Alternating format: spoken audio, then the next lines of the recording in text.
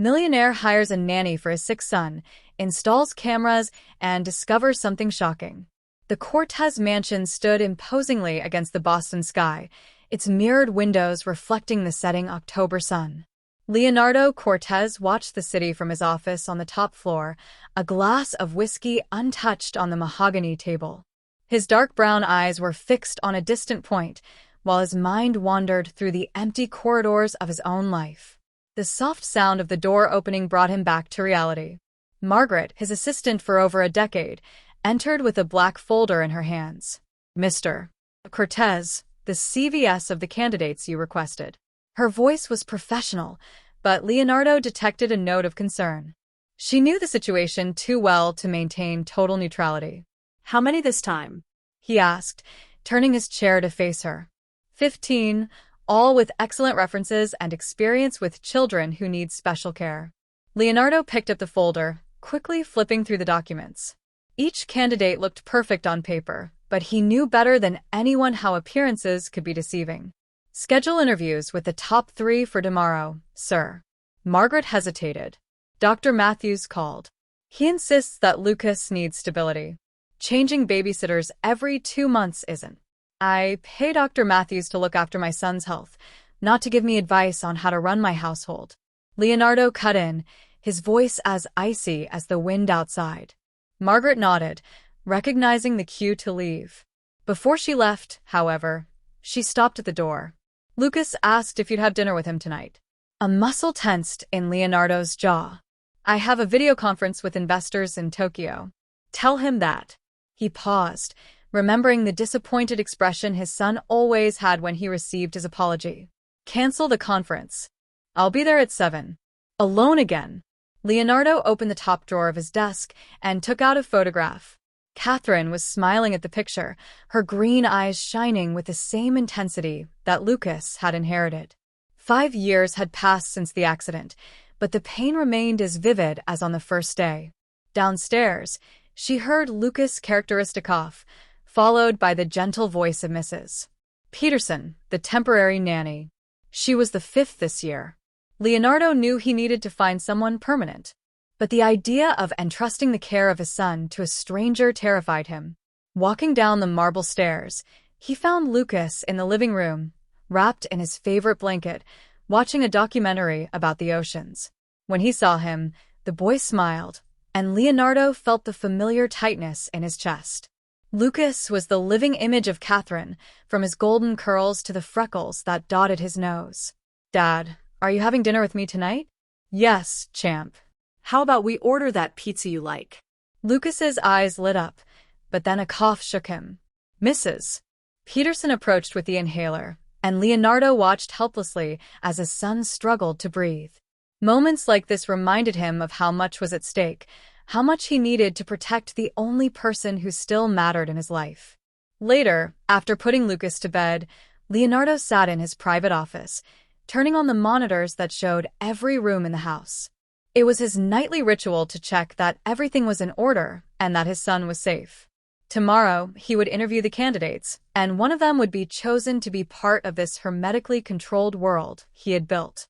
Among the CVs, one name caught his eye: Isabella Martinez.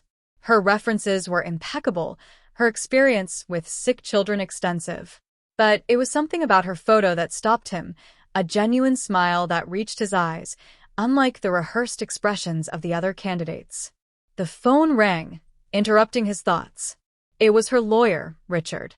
"Leonardo, I've received the documents for the new nanny. Do you want me to include the same confidentiality clauses, all of them, and add one about the security cameras? You know that can scare off good candidates, don't you?" Leonardo looked at Catherine's photo again. Anyone who has nothing to hide won't have a problem with surveillance. Hanging up the phone, he turned his attention to Isabella's CV. Tomorrow he would meet her in person, and something told him that this interview would be different from the others. Whether it was her exceptional qualifications or the sincere look in her photograph, there was something about her that piqued his curiosity, and Leonardo Cortez wasn't used to being curious about anyone. The Cortez Enterprises meeting room was silent when Isabella Martinez entered. The natural light coming in through the large windows contrasted with the austere atmosphere of the room.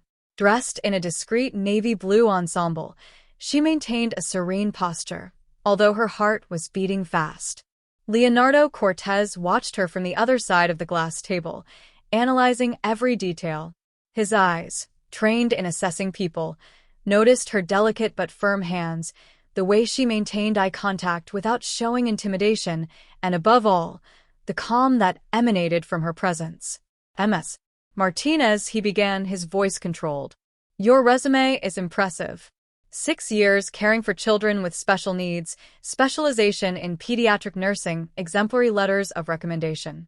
Almost too perfect. Isabella smiled slightly. Mr. Cortez, I learned early on that perfection is an illusion. What I offer is not perfection, but absolute dedication and honesty. The answer took him by surprise. Normally, the candidates would burst into assurances of competence. Tell me about your last experience, he asked, leaning back in his chair. I looked after little William for 3 years. He had cystic fibrosis. They were challenging but rewarding years. Unfortunately, she paused, and Leonardo noticed a glint of emotion in her eyes. William passed away 6 months ago. That's when I decided I needed some time to process the loss. And what makes you think you're ready to take on another complex case? Because grief taught me compassion, not fear. Your son deserves someone who understands that caring goes beyond administering medication and following protocols. Leonardo stood up and walked over to the window. Yes. Martinez, I need to be straightforward. This position requires more than professional competence. There are security cameras throughout the house. Your privacy will be limited. Many find it too invasive. I understand your need to protect your son, Mr. Cortez. If I were in your position, I would probably do the same. She paused significantly. But I hope that, in time, you'll realize that trust is built through actions, not surveillance. He turned, staring at her with intensity. Are you questioning me, Miss Martinez? No, sir. I'm being honest. As I promised at the beginning of this conversation, a dense silence filled the room. Margaret Ayers, who was watching the interaction from the doorway, held her breath. In 15 years, she had never seen someone so subtly challenge her boss. Would you like to meet Lucas? Leonardo's question surprised even him on the 4th floor of the mansion. Lucas was finishing his physiotherapy session when they entered. His green eyes lit up at the sight of his father, but it was Isabella who captured his attention. You must be Lucas, she said, approaching with a warm smile.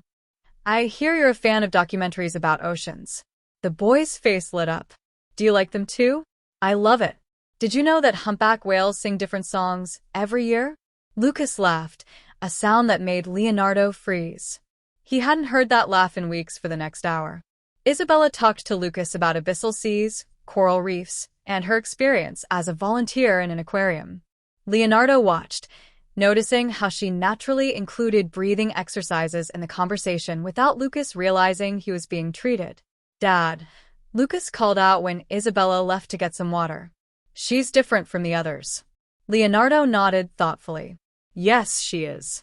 Later, in his office, Leonardo was rereading the employment contract. Margaret came in with a cup of coffee. The other candidates are still waiting, sir.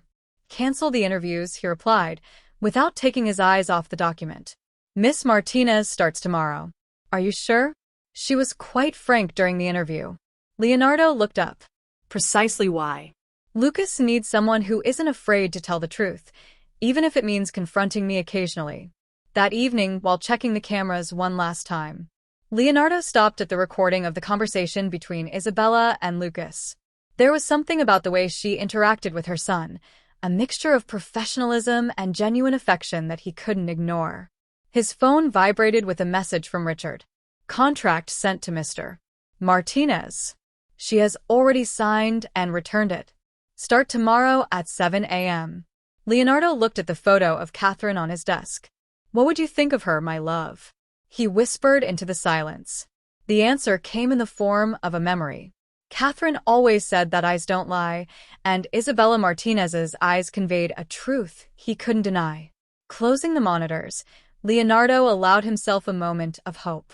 Maybe, just maybe, he had found someone who could bring light not only into Lucas's life, but into the whole house that had lived in the shadows for so long. The dawn brought with it a soft mist that covered the gardens of the Cortez mansion. Isabella arrived punctually at 7 o'clock.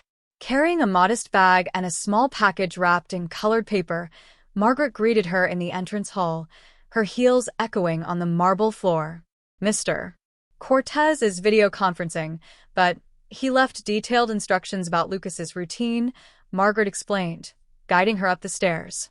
The list of medications, schedules, and emergency contacts is in his room. In the hallway on the second floor, they stopped in front of a door decorated with phosphorescent stars. Margaret hesitated before opening it. Miss Martinez. Lucas had a difficult night. The change in temperature always affects his breathing. Isabella nodded in understanding. Can I see the night's records? It would help to understand his breathing pattern. Inside the room, Lucas slept restlessly. The heart monitor next to the bed emitted a soft, steady beep. Isabella approached silently, watching the vital signs with experienced eyes. Good morning, little navigator, she whispered as Lucas began to wake up. The boy opened his eyes slowly, a faint smile appearing on his pale face. You really came? His voice was hoarse. Of course I came, and I've brought something special for you. She handed over the colorful package. Lucas carefully unwrapped it, revealing a miniature constellation projector. Wow, it's like having the universe in your bedroom. I thought we could create our own starry ocean here. But first, how about a nutritious breakfast to regain your energy? On the other side of the mansion, Leonardo watched the interaction through the cameras. Something about the naturalness with which Isabella moved around the room. The way she managed to entertain Lucas while discreetly checking his vital signs intrigued him. Throughout the morning, Isabella established a gentle routine. She turned the breathing exercises into fun games, told stories during the nebulizer, and managed to get Lucas to take all his medication without protest. During lunch, Leonardo decided to make a surprise appearance. He found Lucas sitting at the kitchen table, eating a colorful soup that wasn't part of his usual menu. What kind of soup is that? He asked, arching an eyebrow. It's my special recipe, replied Isabella, undeterred. It's rich in nutrients and low in sodium, according to medical restrictions. The secret is in the fresh herbs. Lucas raised his spoon excitedly. Dad, try it. It's like magic. It doesn't taste like medicine.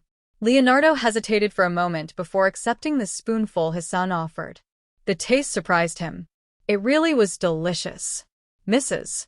Martinez, can we talk in private? In his office, Leonardo closed the door. I appreciate your initiative, but any changes to Lucas's diet need to be approved first. With all due respect, Mr. Cortez, the soup follows all dietary restrictions. I have the complete composition here. She handed over a detailed sheet. Besides, I've noticed that Lucas is resistant to eating. Turning the meal into something pleasurable could help his recovery. Leonardo studied the document, looking for flaws. He found none. There's something else I need to discuss, she continued. Lucas mentioned that he would like to see the garden. With the weather improving, a few minutes of morning sun would be beneficial for him. Absolutely not. The outside air can. It can strengthen his immune system under controlled conditions. Interrupted Isabella. Isolating him completely from the world won't protect him forever. The silence that followed was tense. Leonardo struggled internally between his need for control and the logic of her words. One week, he finally said, Give me positive results in a week, and I'll consider your suggestions about outside activities. In the evening, after Lucas had fallen asleep, Isabella was organizing her notes when she came across a drawing he had made 3 stick figures, one tall, one small, and one medium-sized, all smiling under a starry sky. Leonardo, who had spent the day alternating between meetings and monitoring the cameras, found the drawing on his desk the next morning with a note attached. Mr. Cortez, Lucas has a heart bigger than his room and dreams bigger than his limitations. He drew this today, talking about how nice it would be to watch the stars for real one day. Sometimes the greatest acts of protection involve allowing small, calculated risks. Respectfully, Isabella Martinez. Sitting back in his chair, Leonardo looked longingly at the drawing. Catherine's words echoed in his mind. Love without freedom is a gilded cage, my love. For the first time in years, he allowed himself to wonder if his protective methods weren't actually stifling Lucas' chances of living fully. On the monitor, he watched Isabella adjusting the star projector, creating a private universe on the ceiling of her son's room. Lucas laughed, pointing at the constellations, his eyes shining with a joy he hadn't seen for a long time. Perhaps, Leonardo thought, it was time he learned to let go of the reins a little. Isabella's first month at the Cortez mansion passed quickly, bringing subtle but significant changes. The most noticeable was Lucas' frequent smile, which now echoed through the previously silent corridors. Leonardo, watching through the cameras, noticed how his son seemed stronger, more lively. Despite the limitations of his condition, one particularly clear morning, Leonardo canceled an important meeting when he saw on the monitor that Lucas was having a respiratory crisis. He rushed to his son's room, only to find Isabella already controlling the situation with a competence that left him speechless. "Breathe with me, Captain," she said softly, sitting behind Lucas on the bed, guiding his breathing. "Remember our story about the diver? Let's go up to the surface very slowly, Lucas." Leaning against her followed her breathing rhythm, his small hands squeezing her arms. Leonardo stood in the doorway, invisible to both of them, observing the intimacy of that moment. "All right," Isabella continued. "Now tell me 3 things you can see through the star projector," Lucas breathed. Calmer. "My ocean book and Mom's picture." Leonardo felt his heart squeeze. Catherine's picture was on the bedside table, smiling eternally at the son, who looked so much like her. Great. 2 things you can touch. My blanket and your necklace. Isabella smiled, letting Lucas play with the little anchor-shaped pendant he always wore. Perfect. Something you can smell.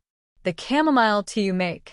The crisis passed gradually, leaving Lucas exhausted but stable. When he finally fell asleep, Isabella tucked him into bed with motherly care when she turned around. She was startled to see Leonardo. "Mr. Cortez, I'm sorry, I didn't see you. How long have you been using this technique with him?" "The anchoring technique, since the 2nd week. It helps prevent panic during crises by focusing on the senses." Leonardo ran his hand through his hair, a rare gesture of vulnerability. "Why wasn't I informed?" "It's in the daily report I send you," she replied softly.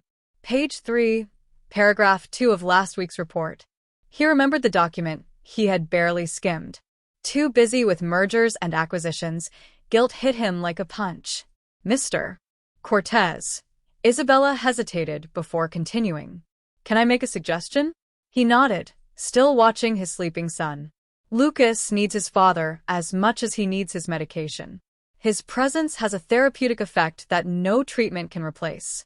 I have a company to run." He defended himself, but his voice lacked conviction. "And you have a son to love," she replied firmly. "Allow me to show you something." Isabella opened a folder she kept organized in the bedroom. "These are the records of Lucas' vital signs. Notice how the numbers improve significantly when you are present. Yesterday, during the dinner you shared, his saturation remained stable for hours." Leonardo examined the graphs, his analytical gaze recognizing the patterns she was pointing out. "Why do you keep such detailed records?" "Because care isn't just about administering medication, Mr. Cortez. It's about understanding every aspect that affects his well-being." That afternoon, Leonardo canceled all his meetings. For the first time in years, he allowed himself to spend hours with Lucas, listening to him talk about his maritime discoveries, about the stories Isabella told, about his dreams of one day seeing the ocean for Real. Through the security cameras, Isabella discreetly watched the interaction between father and son, a soft smile on her lips. Margaret approached her in the monitor room. "First time I've seen him like this since Catherine left," the assistant commented. "He's so afraid of losing Lucas that sometimes he forgets to live it," Isabella replied. "How did you manage to convince him?" "I didn't. I just showed him that love and protection don't have to be mutually exclusive." In the evening, after Lucas had fallen asleep, Leonardo found Isabella in the kitchen preparing the chamomile tea that her son loved so much. "Miss Martinez, Isabella, please." "Isabella." He corrected himself. Thank you. For today. For everything. She smiled. That genuine smile that had intrigued him since the first interview. Lucas is an extraordinary boy, Mr. Cortez. He doesn't just need to survive. He deserves to flourish. Leonardo picked up a cup of tea, smelling the soft aroma. Catherine used to say something like that. It was the first time he had mentioned his late wife voluntarily to anyone in years. The silence that followed was not uncomfortable, but full of mutual understanding. That night, before going to sleep, Leonardo turned off the cameras in Lucas' room for the first time. Some things he realized needed to be felt with the heart, not monitored by screens. Autumn was painting the mansion's gardens in golden hues when Isabella completed 2 months of work. The routine had settled comfortably, and even Leonardo was beginning to relax his strict security protocols. However, an accidental discovery was about to shake up the harmony that had been achieved during a particularly hectic afternoon while organizing some documents in Leonardo's office. At his request, Isabella accidentally knocked over an old folder. As she picked up the scattered papers, her eyes caught something that made her freeze: a police report about the accident that had killed Catherine Cortez. Normally, she would have put it away immediately, respecting her employer's privacy. But one sentence jumped out at her. Suspicious circumstances regarding brake system failure. What are you doing? Leonardo's voice startled her. He was standing in the doorway, his face a mask of restrained fury. Mr. Cortez, I'm sorry. The briefcase fell, and I get out. His voice was pure ice. Please let me explain. Get out. The scream reverberated through the walls, making Isabella back away. In the hallway, she found Lucas, startled by the noise. What happened to Dad? Nothing, darling.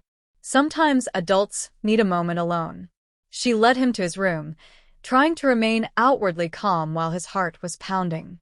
Hours later, when Lucas finally fell asleep, Isabella found an envelope in his bag. Inside was a large check and a note. Your services are no longer required. Instead of collecting her things and leaving, she did something unexpected. She went to Leonardo's office. She found him sitting in the dark, a half-empty glass of whiskey in his hand. You can't fire me. Leonardo looked up in disbelief. Excuse me, Lucas has an important appointment tomorrow. Next week we start aquatic physiotherapy. In 3 days. Time, he has a presentation on the whale project. I'm not going to abandon him in the middle of all this. You've crossed every line. No, Mr. Cortez. You've built so many walls that you've forgotten there are people on the other side. She took a deep breath. Including your son. Don't you dare mention? Lucas asks about his mother every day. And do you know what he wants to know most? If she loved him, because his father never talks about her, never shares memories, never enough. Leonardo stood up abruptly, knocking over his glass. You don't know anything about loss. I know more than you think, she replied softly. William wasn't the first patient I lost, and each loss has taught me that silence doesn't protect. It suffocates. The silence that followed was deafening. Leonardo staggered to the window, his back stiff with tension. It was my fault, he whispered at last. Catherine wanted to go to Lucas's recital. I was busy with an important merger. I said I'd send the driver, but she insisted on going alone. If I'd gone, the accident wouldn't have happened, added Isabella gently. Or would I have lost them both? Leonardo turned, his eyes shining with restrained tears. The report. There were suspicions of sabotage. A competitor out to get me. Catherine died because of me. She died because someone committed a terrible crime. It's not your fault. How can you be so sure? Because I see how you protect Lucas, how you would sacrifice everything for him. The man I love, Catherine, wouldn't be able to. She stopped abruptly, realizing what she had said. Leonardo noticed too, his eyes meeting hers with intensity. Miss Martinez, I'm sorry. She retreated towards the door. That was inappropriate. Isabella, he called, using her first name for the second time since she had arrived. Please stay. She stopped, her hand on the doorknob. Lucas needs you, he continued. And maybe I do too. At that moment, a scream came from Lucas's room. They both ran, finding the boy sitting on the bed, crying after a nightmare. "Mommy," he sobbed. "I dreamt about Mommy." Leonardo hesitated for a moment, then sat down on the bed and pulled his son into his arms. "Do you want me to tell you about the day your mother took you to see the dolphins for the first time?" Lucas's eyes widened. It was the first time his father had volunteered a memory of Catherine. Isabella moved silently to leave, but Leonardo reached out, holding her wrist gently. "Stay," he asked. "Please." And so, in the early hours of that morning, the walls truly began to come down. Leonardo shared stories about Catherine, her laughter, her love of the sea, her passion for life. Lucas fell asleep smiling, finally getting to know a little more about the mother he had lost so early. Isabella's unintentional revelation created a subtle tension in the Cortez mansion. In the days that followed, Leonardo oscillated between moments of disconcerting closeness and exaggerated professional distance to complicate matters further. Lucas, with his childlike perceptiveness, began to notice the changes in the dynamic between his father and his caregiver. One particularly cold November morning during a physiotherapy session in the heated pool, Lucas decided to broach the subject in his own way. "Isabella, do you like my father?" The question caught her off guard, making her almost drop her flotation device. "Of course I do, Lucas. Your father is a good man." "Not like that," he insisted, his green eyes sparkling with wit. "You like him like Mom liked him. I saw you looking at each other at dinner yesterday." Isabella felt her face burn. "Lucas, the relationship between your father and me is strictly professional, but he smiles differently when you're around. Like in the old photos with Mom." Before Isabella could reply, Margaret appeared at the edge of the pool. "S. Martinez. Mr. Cortez requests your presence in the office immediately." On the way to the office, Isabella tried to calm her racing heart. She found Leonardo standing, looking out of the window, his tense posture giving away his unease. "We need to set some limits," he said without turning around. "Mr. Cortez, if this is about what happened the other night, it's about everything," he interrupted her, finally turning around. "About how Lucas is getting too attached, about how things are changing. Change isn't always bad. It is when it puts my son's well-being at risk." He ran his hand through his hair, a gesture Isabella already recognized as a sign of anxiety. "Lucas has lost his mother. I can't allow him to become attached to someone who could leave at any moment, like all the other nannies you've dismissed." Her voice carried a hint of defiance. Exactly. It was safer that way. "Safe for whom, Mr. Cortez? For Lucas or for you?" The silence that followed was heavy.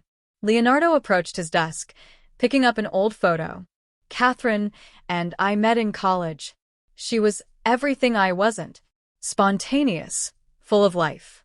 She said I needed to learn to dance in the rain instead of just worrying about building shelters." Isabella took a step forward, and she was right.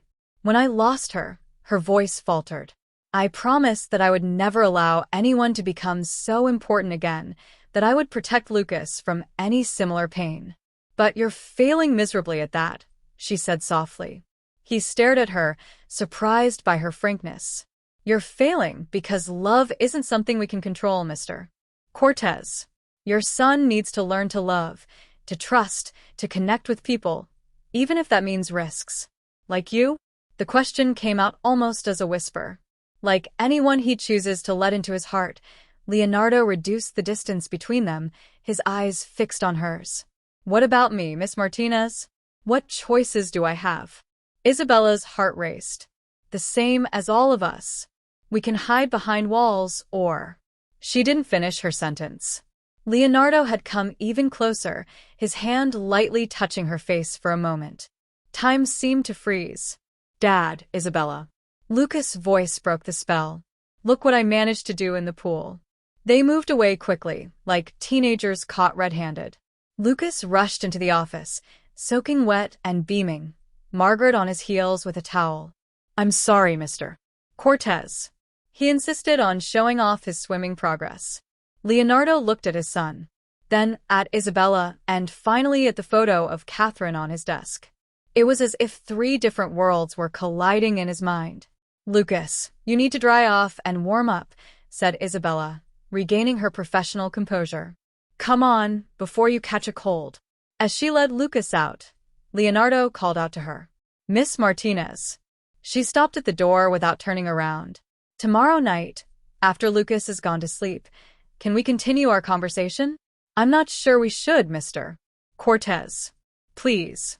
The vulnerability in his voice surprised her. We need to sort this out. For Lucas. For Lucas. She agreed softly, knowing that they were both lying. It wasn't just for Lucas, and that was exactly the problem. That night, checking the security cameras one last time, Leonardo stopped at the image of Isabella reading to Lucas before bed. Her son was snuggled up against her, smiling as she made different voices for each character in the story. What should I do, Catherine? He murmured to the picture of his late wife. The silence that followed seemed fraught with possibilities and unspoken fears. The night promised for the conversation never happened. An unexpected storm hit Boston, bringing with it not only rain and strong winds, but also a severe respiratory crisis in Lucas. The humid weather and the sudden drop in temperature triggered one of the worst crises he had ever faced. Leonardo and Isabella spent a sleepless night in the boys' room, each dealing with the fear differently. While she maintained the outward calm needed to administer medication and monitor vital signs, he paced the room like a caged lion, alternating between phone calls to doctors and moments of purest contained panic. His heart rate is too fast, Isabella murmured, watching the monitor. We need to calm him down. I've already called the ambulance, replied Leonardo, his face pale with worry. No, she said firmly. A trip to hospital in this storm will only worsen his condition. Trust me. Their gazes met through the dimness of the room, lit only by the soft glow of the star projector. Lucas gasped between them, his little battle for breath echoing painfully. Mr. Cortez, she called softly. I need you to sit here. What? Sit on the bed. Lean back against the pillows. When he hesitated, she insisted. Please. Leonardo obeyed, albeit reluctantly. Isabella then positioned Lucas between his father's arms, the boy's back against Leonardo's chest. Now breathe with me slowly and deeply. Lucas will feel your rhythm and try to follow naturally for long minutes. The three of them remained like this, breathing in sync. Gradually, Lucas' breathing stabilized, his muscles relaxing against his father. Tell a story, he asked in a weak voice. Leonardo froze. It was Catherine who always told the stories. It was a stormy night, began Isabella, taking a seat on the edge of the bed. Much like this one. The sea was rough and a small boat was struggling against the waves. No, Lucas interrupted. I want Dad to tell you. The panic in Leonardo's eyes was palpable. Isabella gently touched his hand, a brief but comforting gesture. It was a summer night, he began hesitantly. When your mother and I met, she was dancing in the rain on the university campus, and I thought she was crazy. The story flowed naturally after that, long-held memories finding voice. Lucas listened, fascinated, his eyes heavy with sleep, but refusing to close them so as not to miss any detail. She said that life was too short to wait for the sun. Leonardo continued, his voice breaking, that sometimes you have to dance in the storm. A particularly loud clap of thunder made Lucas cringe. Isabella immediately turned up the volume on the star projector, transforming the room into an ocean of soft light. Look, Captain, she whispered. Even storms can be beautiful when seen from the right place. Lucas finally fell asleep, his breathing now regular and peaceful. Leonardo, however, remained motionless, as if afraid that any movement might break the hard-won peace. You can go and rest, he said softly to Isabella. I'll stay with him. I know you can stay with him, she replied, arranging the covers. But you don't have to be alone. The silence that followed was filled only by the sound of the rain against the windows and Lucas's soft breathing. Do you know what else Catherine told me that night? Murmured Leonardo after a long moment. That some people are like lighthouses. They don't drive away the storm, but they help us navigate it. Isabella felt the weight of those words, understanding what he was really saying. Mr. Cortez, Leonardo, he corrected. After tonight, I think we can dispense with the formalities. She nodded, a small smile on her lips. Leonardo, sometimes lighthouses need guidance too. That's why they work in pairs, he replied, his gaze meeting hers with an intensity that made her heart leap. The storm outside began to subside, but the one raging inside them was only beginning to gain strength. Lucas stirred in his sleep, muttering something about stars and oceans, unaware of the significant moment unfolding around him. Margaret found them like this the next morning, Lucas sleeping peacefully between them, Leonardo and Isabella sitting on opposite sides of the bed, united by their shared vigil and something else that neither of them was ready to name. "Coffee's ready," she announced softly, noticing the dark circles under their eyes and the exchanged glances. "And the medical reports you requested have arrived, Mr. Cortez." "Thank you, Margaret," he replied, without taking his eyes off. "Isabella, please cancel my appointments for today. I'll stay at home." The assistant smiled discreetly as she left. Some storms, she thought, bring more than destruction. They bring renewal. The end of November brought with it not only the most intense cold, but also a noticeable change in the dynamics of the Cortez mansion. After the night of the storm, Leonardo started working more from home, his eyes often straying from the financial reports to observe Lucas's therapy sessions or the moments of study with Isabella. One particularly cold afternoon while Lucas was taking his post-lunch siesta, Leonardo found Isabella in the library organizing materials for the boys' school project. "We need to talk," he said, closing the door behind him. Isabella straightened up, sensing the seriousness in his voice. "About Lucas, about us." The word hung in the air between them, loaded with unspoken meanings. "Richard found out more information about Catherine's accident," he continued, moving closer to the window. "The sabotage. It wasn't a competitor." Isabella left the papers on the table, giving her full attention to Leonardo. "It was someone inside the company, someone I trusted." Her voice trembled slightly. "We found out yesterday, the former head of security, Maxwell Bennett, confessed everything to the police." "Why are you telling me this?" Leonardo turned to face her. "Because I need you to understand why I built all these walls, why I installed so many cameras, why I'm so afraid of trusting," she added softly. "Yes," he moved closer, stopping a few steps away from her.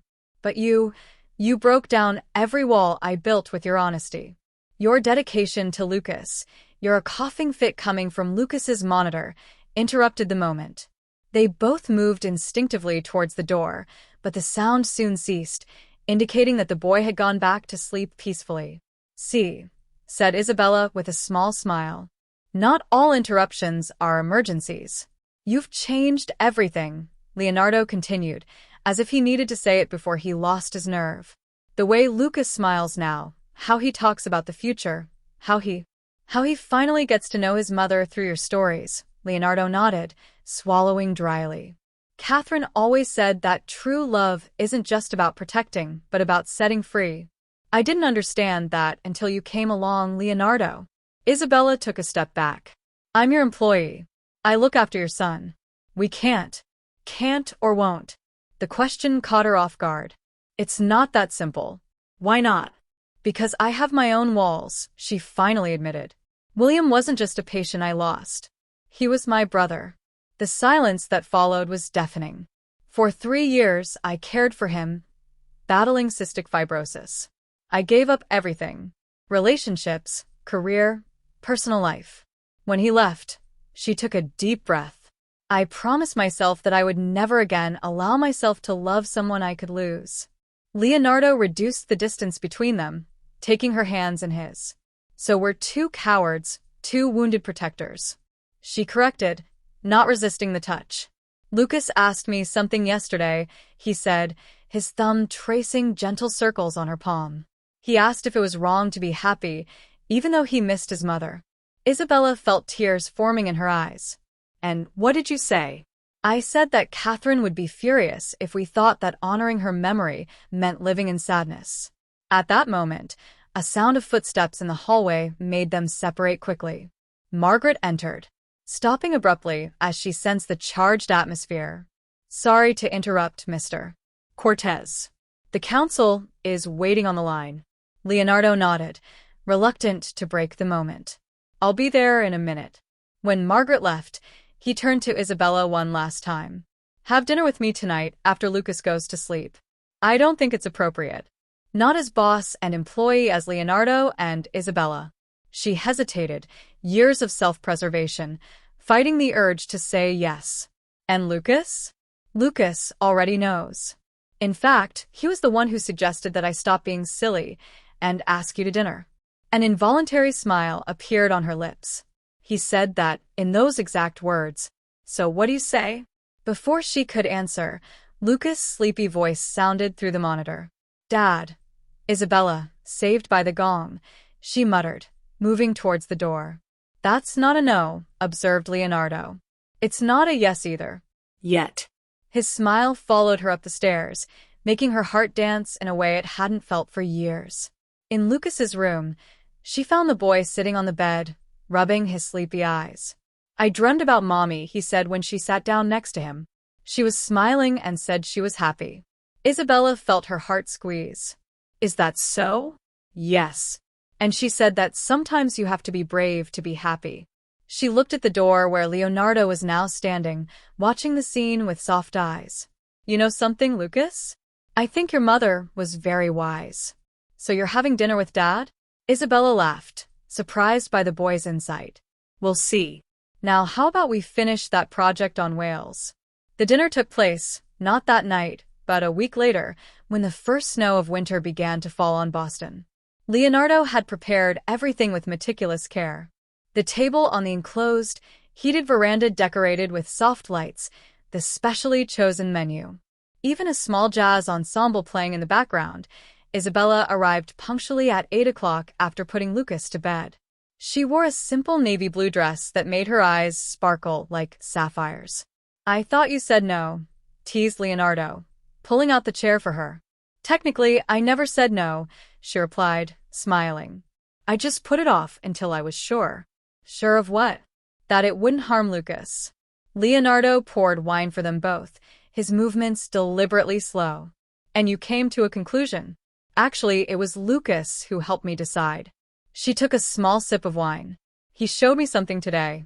Isabella took a folded piece of paper out of her pocket and handed it to Leonardo. It was a drawing, 3 figures holding hands under a starry sky. In the top corner, a 4th figure, surrounded by a golden glow, was smiling at the group. He said. You're our family, she explained softly. You, him, and me down here. And Catherine. Her voice faltered a little, blessing us from above. Leonardo looked at the drawing for a long moment, his eyes watering. He has the same gift as his mother for seeing beyond appearances. Dinner passed naturally, the conversation flowing between light and deep topics.